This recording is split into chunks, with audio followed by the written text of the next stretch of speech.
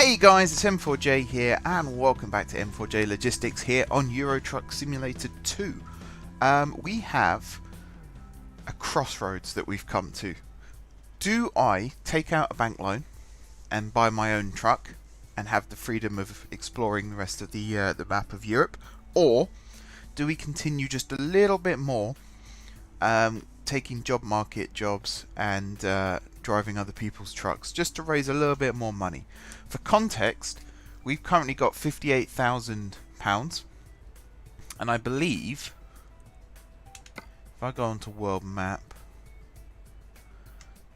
zoom out, we have explored a lot of the map. Why can't I? That's weird. Wouldn't let me pan the map. So I think somewhere, in fact, it's not this that I wanted anyway. It was vehicle browser? No. Oh, truck dealers. That's what I wanted. Derp. So truck dealers. We have Mercedes and MAN that we've discovered so far. So there's the MAN up in Birmingham. We'll have a look at what they've got. This is really slow. I'm using an Xbox controller still, as you probably can tell. The cheapest MAN truck is 87,000, but I think we want to go for the next one up, which is 95,000. The difference really is power. So this is 320 horsepower and 1600 Newton meters, I think NM stands for. Whereas this one is 360 horsepower, so 40 horsepower more, and 1800 Newton meters. And torque is very important when you're driving trucks. Also, I think the fuel tank is larger as well. Yes. No, smaller. Oh, then that's an interesting issue. This is the next one up again, which is 121,000, which is available from level 12. We're currently level 7. So I think it would be this one if we went to MAN. If, however, how do I get out of this again? Leave. If we look at Mercedes, oh man, I am going to start using the mouse in a second, just to speed this up a little bit more. There we go. Right, truck dealers. So if we go to Mercedes, visited selected dealer, yes. So this one here is the base level and it's 101,000. It's also 320 horsepower. It's 1650 Newton meters. If we go to the next one up, 103,000, but look, 421 horsepower and 2100 Newton meters. So this is really the one, I think before even I said that we were looking at. Chassis 4x2. I think that means you can add additional wheels here to create the 4, and then this is the 2. It's right-hand drive. We might end up buying a left-hand drive truck. Depends on whether we're planning on spending more time in Europe or in the UK. There's a political question that no one wants the answer to right now. So, also the fuel tank, 1,140 litres. It's not the biggest. We might be able to expand that though. I think for now, and I always say this, and I always sound like I'm being a bit of a coward, but how much is the loan interest? So we need, like this one, daily installment 1,000, and we're making, over the last 7 days, according to this, we've made £64,263. So I think paying off the bank loan is actually going to be feasible, but I want to do one last job before we dive in at the deep end and buy our truck. I will also be changing the format of these episodes. A, they'll be shorter. B, it'll be one journey split across 2 episodes that will make up the weekly uploads. And that might sound like I'm half-arsing it a little bit, but I think that's better than what I've currently been doing, which is literally taking the overall footage, dividing it by 2. So sometimes mid-journey, almost mid-sentence, the episode will end. So I kind of want to not do that anymore, because that's kind of annoying. So I think we'll do... I want to go from London somewhere. We still haven't unlocked Carlisle, Edinburgh, Glasgow or Aberdeen. I think all the English and Welsh towns we have unlocked now. So it is just the long hauls. And what is the longest journey we can do right now?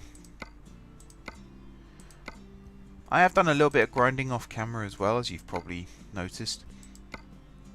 London to Grimsby, definitely. Yeah. Alright, we're going to do this one. I have done some grinding off camera, built up some funds, but we do need more. So that's what this is all about now.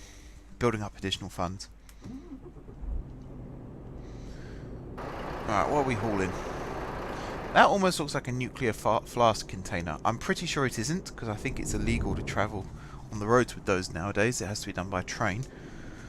Although I'm not entirely sure about that. I'm probably talking out my backside there. Anyway, let's get started.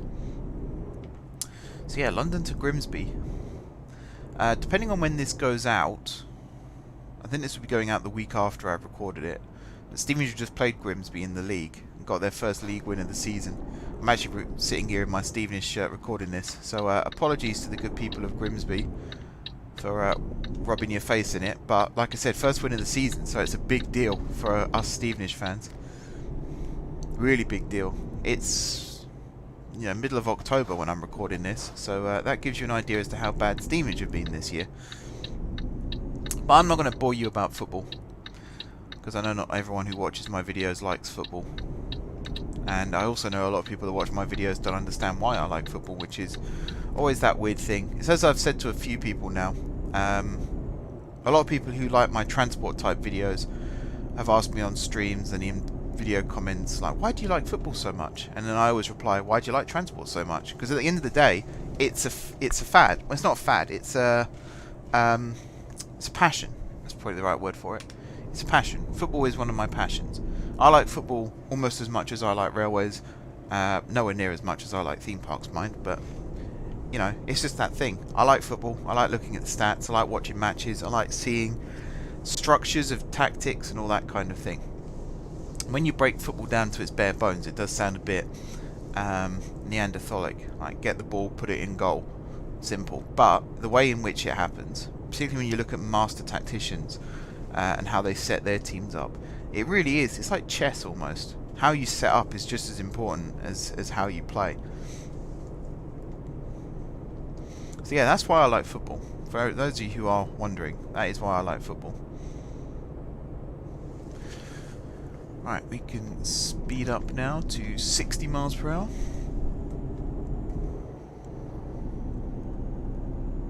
And then we'll be slowing back down again shortly to go up onto the motorway. Let's make sure I don't crash.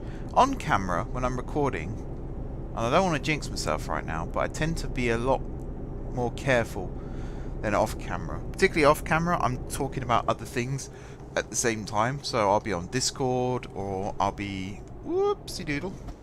See, that's me not paying attention. Or I'll be doing some other stuff. I'll be planning out videos, etc. and just grinding money. And I tend to crash a lot. I get caught speeding a lot. All the sorts of things that you really don't want to happen, particularly when you're making YouTube videos. And I'm pleased to say that that's not the case. I don't crash very often on camera, although I'm making a right pig's ear of this right now. It's because at the moment I'm accelerating manually. When I've got cruise control on, I can take my hand off the throttle and just focus on steering. How fast are we going? 55. Yeah, that's fine. As we jump onto the M11, which I'm pretty sure goes nowhere near Grimsby in real life. Alright, turn cruise control back on. Up to 60, here we go. This is the easy bit. You got cruise control on, you're bombing along at 56 mph, and you can just focus on the drive. So what other random topics can I talk about? I'm actually interested in getting you guys to send in questions and topics and things like that for me to talk about whilst I'm driving. Mainly because, as I say, when I'm driving in pretty much straight road like this, I have a lot of time where I can just sit and answer questions. So if you do have any questions about the channel, about this series, about any of my other series on the channel, this is probably one of the best places to ask. Or at least this is be one of the best places for those questions to get answered. You can ask me in a number of ways. You can ask me directly on Reddit. You can ask me via Twitter, Facebook, email, You can submit things on my website, on the comment section underneath my blog posts, of which there will be more and more as time goes by. There is plenty of ways to get in touch, so feel free to do that, and feel free to ask as many questions as you like. There's no limit. Try to avoid sensitive topics. I'm sure I don't need to tell you what those are. But yeah, let's get some good questions in, because I really want to be able to answer them on this series. Whoop! There's me not paying attention again. Too busy looking in my wing mirror, not paying enough attention to what's in front. Let's go past this car. We're not turning off soon, are we? Nope. There's Cambridge. Come on, truck. Pull away. There we go. This truck is really... What is it? It's a Volvo. It just feels really bouncy. Like every time we hit a small bump in the road, the whole truck bounces up and down. Not particularly... I wouldn't enjoy this in real life. It's not the kind of truck that I'd want to ride in. So what can I talk about this week? I suppose I could talk about the channel in general and the direction it's now going in. So for those of you, again, who aren't aware, I am not only working with M4J, which is me. I'm not only working on this channel and working for myself, but I'm also a director of a video game developer called X-Vision Interactive. We are currently working on our first game. We're working on our first demo at the moment that should be out on Steam sometime in the month of October. I can't really give away much more than that. But as part of my role with XVI, I'm normally just in charge of social media, website, any video content that we upload to the YouTube channel. That's all me. But I've also been working on the game itself over the last couple of weeks. So M4J, I've always said that there's like a little tussle going on between M4J and XVI. And at the moment, XVI always comes out on top because, as I say, we've got a demo that's almost up on Steam. But I'm trying to find a way of balancing the time very carefully so that I've got enough time each week to record the videos that are currently going up on the channel. So M4J Logistics, M4J Network, what else do I have? Planet Coaster, that's the other one, Global Ventures, Factorio, M4J Factory. I really need to rename some of these series as well, because everything's at the moment just seems to be M4J something. Which is great for the first series, but you can't call them all that. So there might be some renaming going on as well. So yeah, I've found the time each week to make those videos, and they're pretty easy to do. Like the M4J Network is probably the easiest to do because I don't have to do any editing and rendering. It's a 2-hour live stream, and then that 2-hour live stream goes straight up on YouTube afterwards.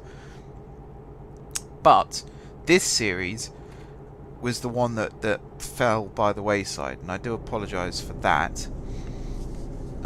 Basically, really, there was a camera straight as soon as the speed limit went down. That sucks. Yeah, basically, I didn't have enough time to get on the game over the last few weeks. And when I say I'm working on the game that we're XVI are making, I literally mean I'm script writing. You know, I'm making art assets. I'm helping plan the story. So it's not just I sit there every now and then and say, oh, that looks good, and sign off on something. You know, I'm actually in the core of the game a lot of the time. So that is my focus. But M4J isn't going anywhere. The new website should be testament to that. For those of you, again, that don't know, there is a new M4J Media website that you can check out, m4jmedia.co.uk or .com, depending on which part of the world you're in. There's loads of cool stuff there. I'm losing all my money again. I'm pretty sure it just said the speed limit had gone back up to 60. I'm being screwed by a game. Yeah, m4jmedia.co.uk or .com. Go check out the website. There's loads of cool stuff you can do there. If you're a fan of OpenTTD, for example, you can download all the maps that have been seen in the M4J network and the Majeffries network. If you're a fan of Planet Coaster as well. You can see some of the episode plans for the next few episodes that have gone up. Again, that's not entirely the episodes that get recorded, because sometimes I fancy doing things in different order.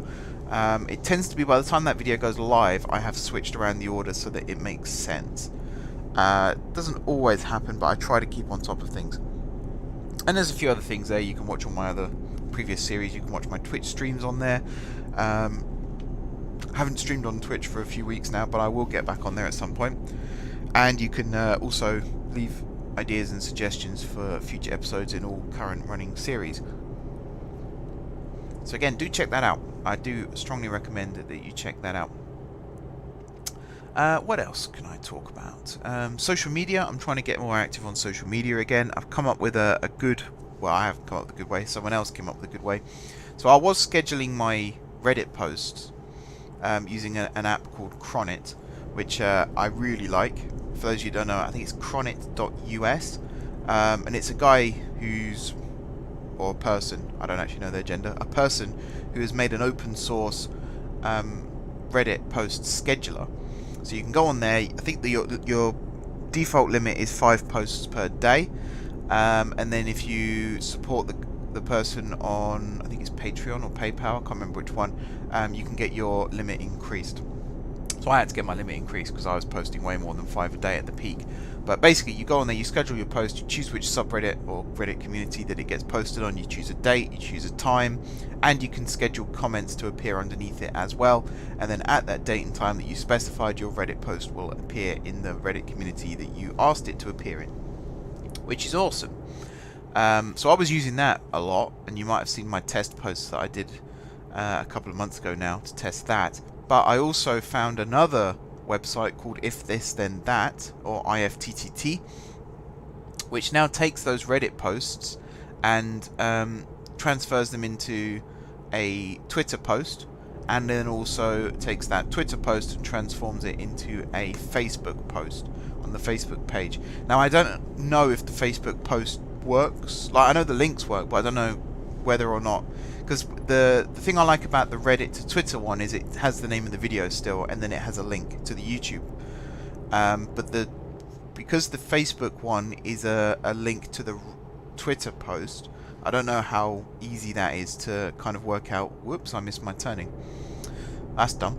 I don't know how easy it is to work out whether or not it's a video and how clear it is. So give me some feedback on that, because if it is too...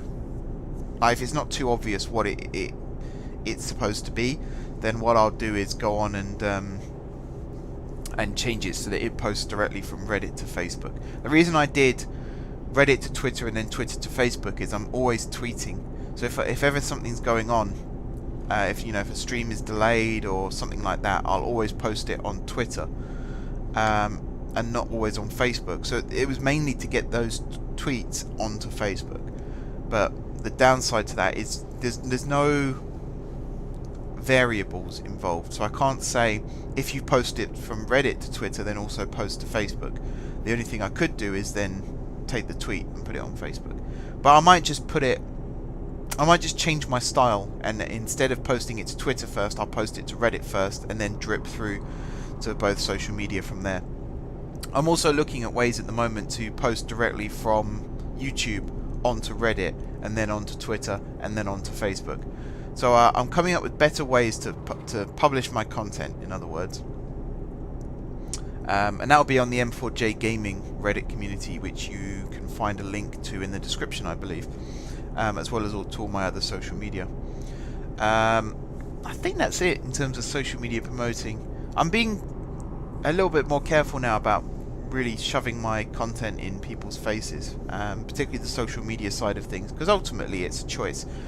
You either follow me on social media or you don't, and you don't have to follow me on social media in order to watch my YouTube videos. You also don't technically have to be subscribed to me on YouTube to watch my YouTube videos, but it would be awesome if you did, because at the time of recording this episode I am on 990 subscribers, and the goal by the end of this year is to get to the big 1,000. And again, I try not to push it too much unless there's a blip. Sometimes if I lose a lot of subscribers, I might mention it in a video, I'm pretty sure that the loss of subscribers is due to something I call the YouTube purge, which is every now and then YouTube go on to your channel and they look at who's been watching your content, and if someone who's subscribed to your channel hasn't watched your content for a certain period of time, then they automatically unsubscribe them from your channel. Some people are up in arms about it.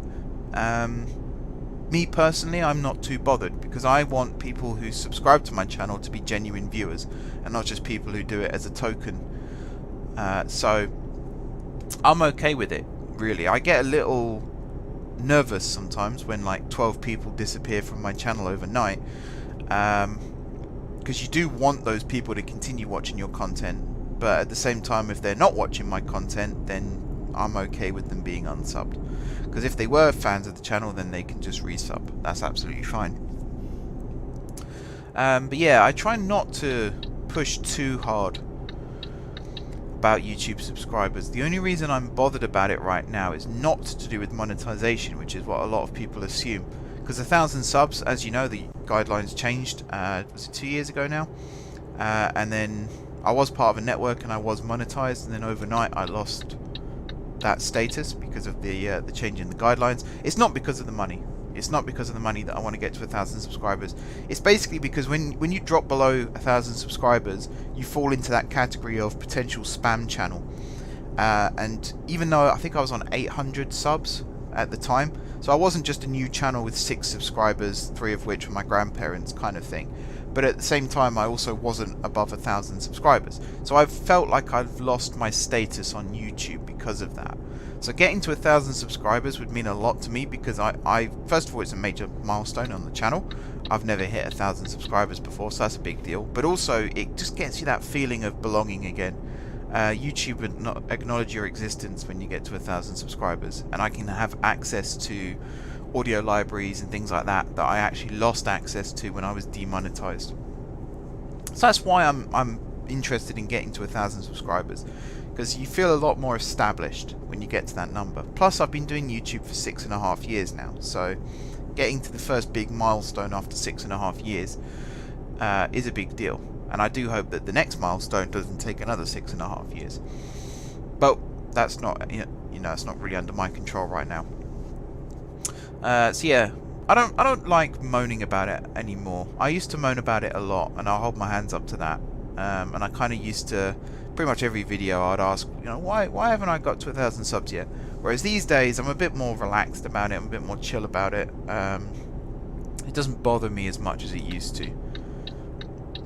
Yeah, you let me over, car. Because at the end of the day, I made my channel because I enjoyed the content. And I spent a long time looking around for that content, and I couldn't find anyone else who made the content that I wanted to watch. So I figured I can't be the only person in the world who has that problem, so why not make my own channel for people who are looking for that type of content, and then they've got something to watch.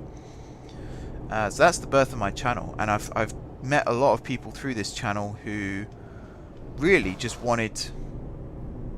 Why is the speed limit dropped to 30 before the sign? That's a bit of a douche move. But yeah, I've met a lot of people who really just wanted to find like-minded people to have a conversation with, and I'm proud to say that I help those people connect, basically, and we all talk about the same subjects. We're all interested in very similar, if not identical, subjects, and it's just a nice community. There are some people that have tried to ruin it over the years and have been swiftly dealt with, but overall it's been a really nice community, and I like the fact that I've got a core fan base who have been around for long periods of time. That does mean a lot as well, so big thank you to everyone who has supported the channel for however many years. And it is always nice when I stream and I see the same faces, not only in the stream but also waiting for the stream to start at the beginning as well. That's always a good feeling, that if you're attracting the same audience week in, week out, then you're obviously doing something right. And it's just finding the new audience. I thought I was speeding there. It's finding the new audience that's proving tricky rather than retaining the existing one. But YouTube is such a big place right now. There's a lot of crap that you have to sift through in order to find the good stuff. And I'd like to think that I've got good stuff, but it's not up to me, ultimately. It's up to you guys. Whoops. Well, if I had a co-pilot right now, they'd probably be sticking out of the windscreen. I just braked a little too hard there. So here we go. Here is the delivery. Now what I'm going to do, and I'm going to regret this, but because we're only doing one journey this week, I'm going to attempt the hard parking.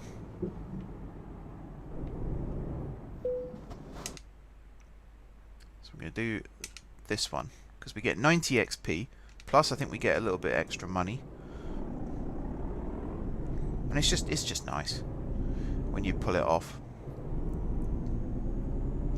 Because it's mainly laziness that stops me from doing this. It's wanting to just move on to the next delivery.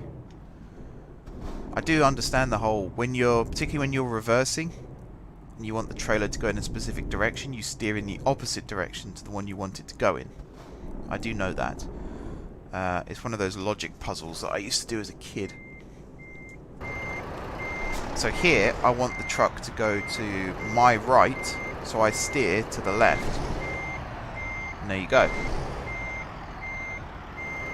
The only thing I don't like about this game is the fact you do have to revert steering to straight forward, which is realistic. It's almost too realistic for my liking. Sometimes you forget to do that. And this is where it gets tricky, when you start fishtailing it.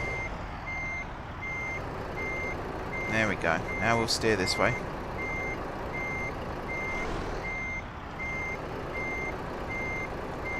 Okay. I need to go forward again. So what I've done there is steered too far to the side. But that's fine, because what you do is you go forward, and then you just drive forward in a dead straight line, and you wait for the trailer to catch up. There we go. And then we go again.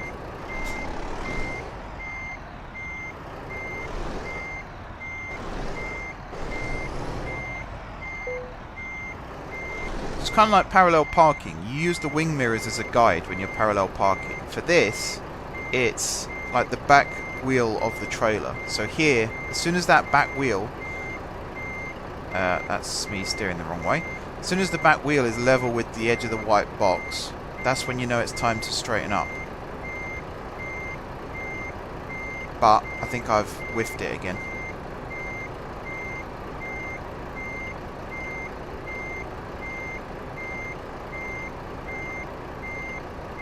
Oh, it might be okay. Yeah, we're okay. And there we go. 4 hours 11 minutes. We used 150 litres of fuel, pretty much. 209 miles. It's not too bad. We got a little bit of money from that. Only 1,890. It's the XP that I'm mainly interested in, because you can unlock better stuff at better levels. And what's that? 28-minute video. Okay, slight change to the plan. This is going to be the end of the first episode of this week, and then I'm just going to continue recording as one big video, and then I'll cut it down into 2. So this is the end of the first video. Music will start playing any second now.